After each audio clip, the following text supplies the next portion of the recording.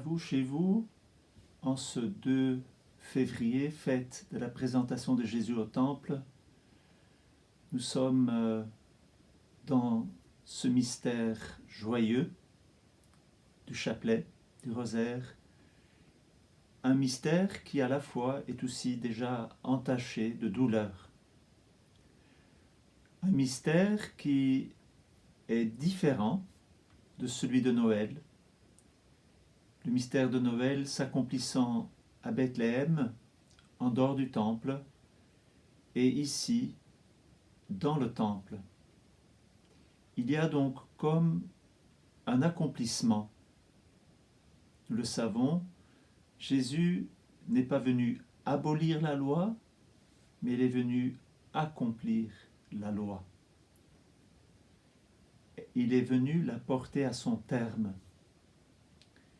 Et je vous lis un tout petit texte d'un théologien, Philippe Henry.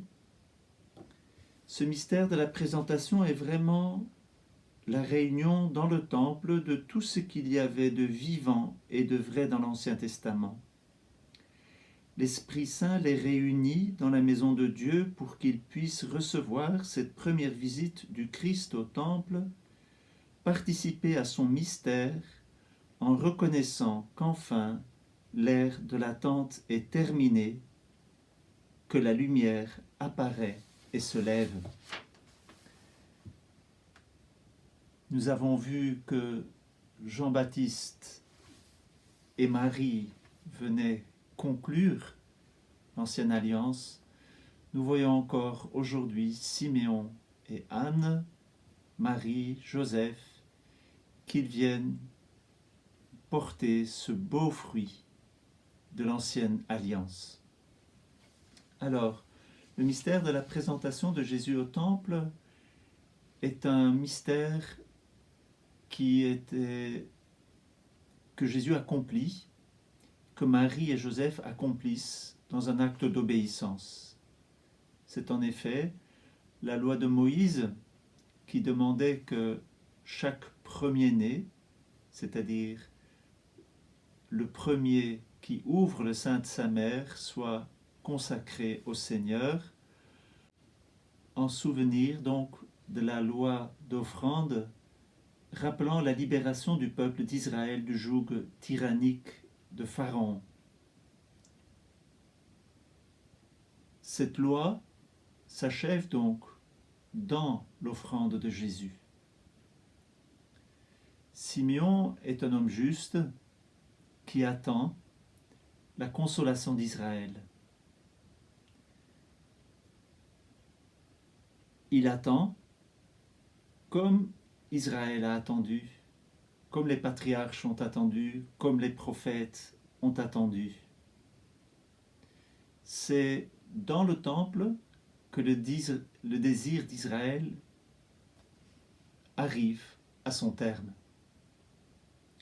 Toute la mission d'Israël était d'attendre le Messie. Et c'est ainsi que Simeon peut dire: et maintenant, ô Maître souverain, tu peux laisser ton serviteur aller en paix, car mes yeux ont vu ton salut. Lumière pour éclairer les nations et gloire de ton peuple Israël. Simeon accomplit un acte sacerdotal, c'est, on peut dire, le dernier acte du sacerdoce lévitique, et c'est Marie, c'est Joseph et Marie, c'est Marie qui offre son enfant. Marie avait déjà offert son enfant, elle l'a donné au monde dans la naissance. C'était par son acte de foi qu'elle avait conçu et qu'elle a donné Jésus au monde. Aujourd'hui, elle vient au temple en offrant son Fils. Ce mystère de la présentation au temple est encore appelé le mystère de la purification de Marie. Au sens nécessaire, Jésus n'avait pas à être présenté au temple parce qu'il n'a pas ouvert le sein de sa mère, puisque Marie est restée vierge. Elle n'avait pas à être purifiée, puisqu'elle est toute pure et immaculée.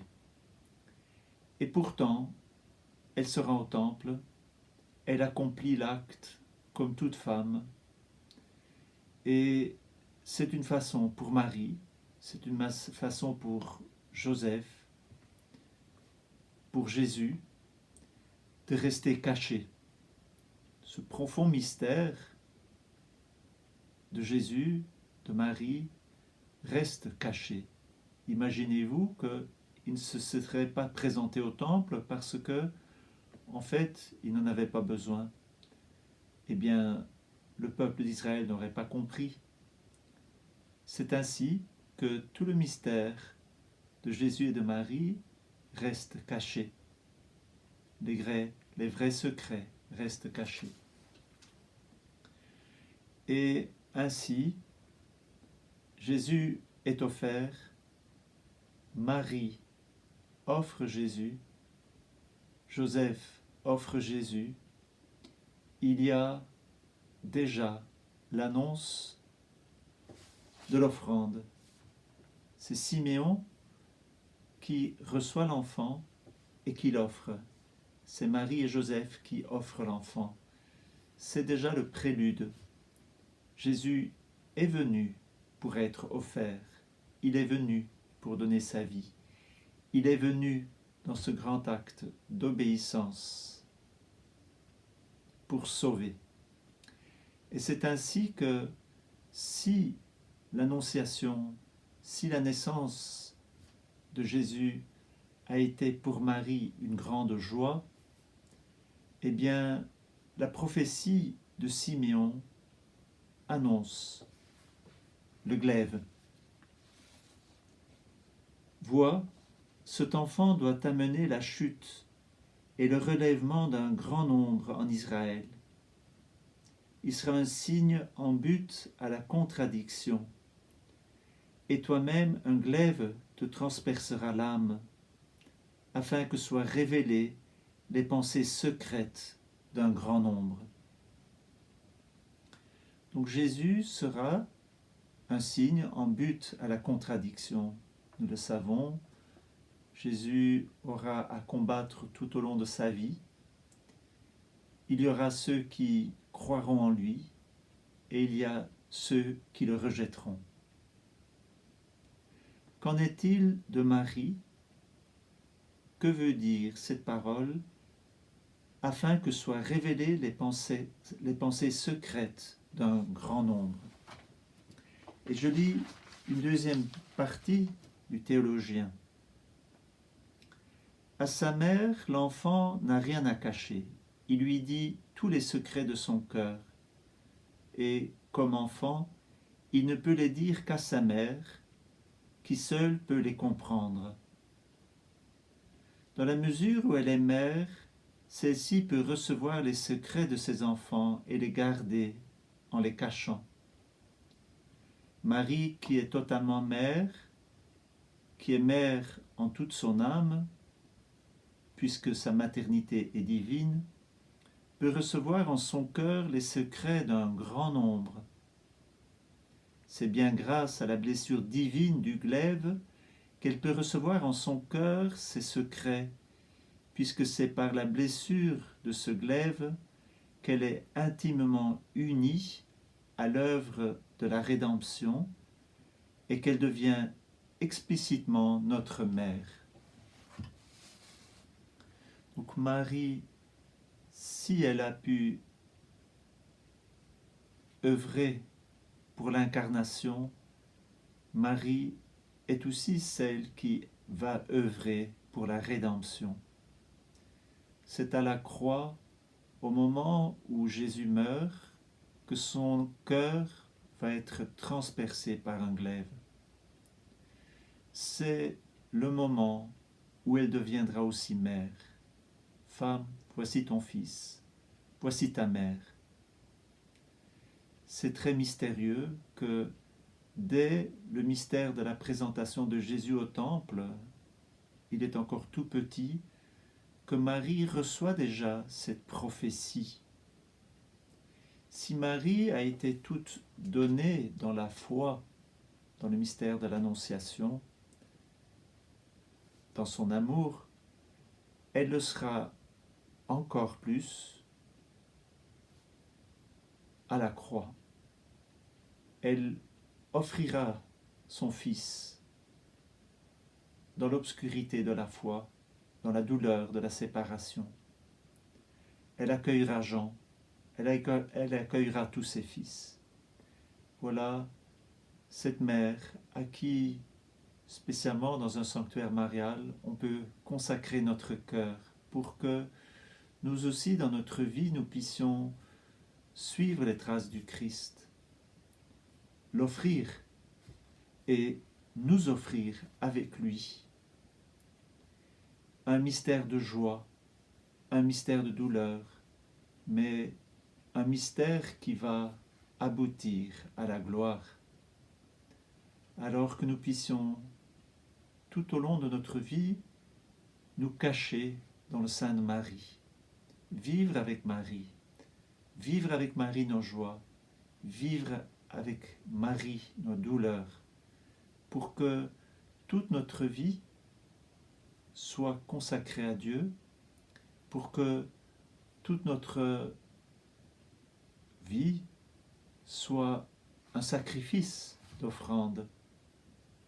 C'est beau de voir que cette présentation est une offrande pour que tout le peuple chrétien, qui est le corps mystique du Christ, puisse être offert.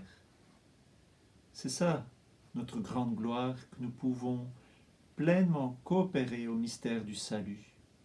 C'est pour cela que Jésus est né. C'est pour cela que dès le mystère de Noël, nous pouvons participer déjà à ce mystère de la rédemption. Et bien que Joseph, que nous fêtons spécialement cette année, que Marie nous aide à être engagés dans ce mystère de présentation et que toute notre vie soit un sacrifice d'offrande, un sacrifice joyeux, parce que nous sommes invités à unir notre vie à celle du Christ. S'il est venu, c'est pour nous sauver, grâce à notre péché ou par notre péché, par tout ce qui peut être crucifiant dans notre vie. Nous pouvons aller plus loin dans la foi, plus loin dans l'espérance, plus loin dans l'amour. Mais sans Marie, sans Jésus, sans Joseph, nous ne pouvons pas y arriver. Avec eux, nous pouvons y arriver. Alors aidons-nous les uns les autres pour que le sacrifice du Christ trouve sa pleine dimension, que nous puissions compléter dans notre chair ce qui manque à la souffrance du Christ pour son corps, qui est l'Église. Bon courage et à demain.